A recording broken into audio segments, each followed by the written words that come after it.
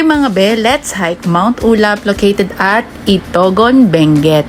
So we left Manila at around 9 p.m. at nakarating kami dito sa Barangay Ampukaw around 6 a.m.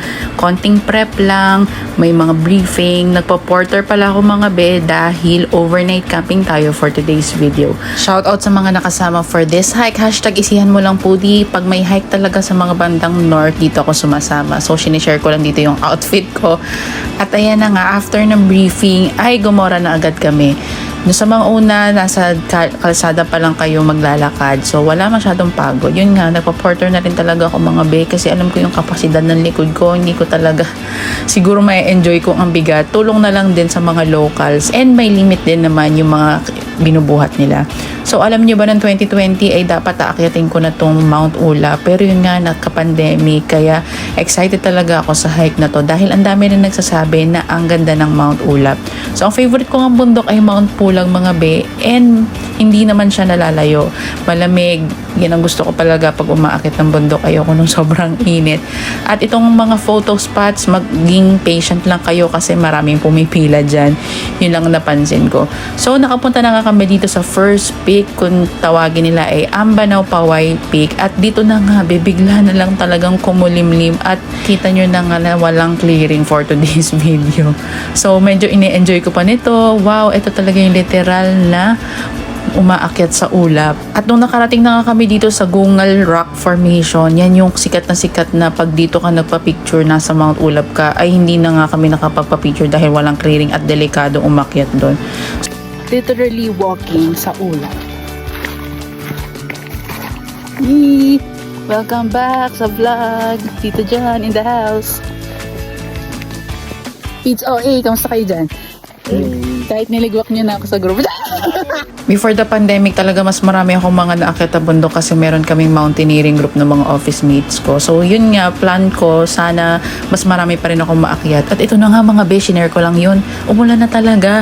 Tumigil lang kami niya ng bahagya. Tapos parang hindi naman to titigil. Gumawa na kami. Hindi nga ako masyadong handa. Wala akong kapote. Hindi pa waterproof masyado yung jacket ko.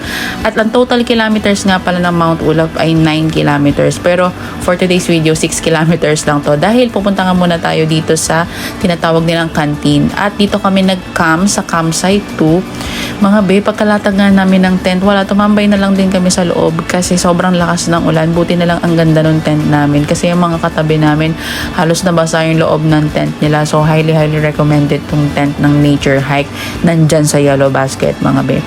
So kinabukasan, ito na nga yung sunrise. So umakyat na tayo sa summit. Very madali na lang umakyat ng summit dito from the campsite. Buti na lang umokay na yung panahon. At nakatulog din ng mahaba-haba kasi wala namang gagawin. Malamig lang talaga sa bundok. Na-enjoy ko din naman tong camp na to. At ito na nga ang ganda ng sunrise sa summit ng Mount Ulap mga be. Gets ko na yung nagsasabi na favorite na bundok nila yung Mount Ulap. Kahit wala pang hilamos, akyat si be sa summit. Buti na lang gumanda na talaga yung panahon mga be. And sabi ko talaga babalikan ko tong Mount Ulap na maganda yung panahon kasi parang ang ganda talaga mag-camp na yung talagang tatambay ka lang, magtitingin ng view sa labas, 'di ba? Ang ganda-ganda ng view ng summit. So yun mga be, after namin din mag-picture, nag-breakfast na lang din kami. Ang saya din kumain at magkape sa bundok mga be. So may canteen nga dito na tinatawag sa Mount Ulap. Kaya ang saya din, pwede ka rin bumili ng mga food. So yun, nag-break camp mga be at nag-picture na lang ng konti kasi nga hindi kami masyadong nakapag-picture nung the day before dahil binagyo. So yan, nagbihes, nag-prep at bumaba na rin kami mga be. So very konti na lang tong bababain namin.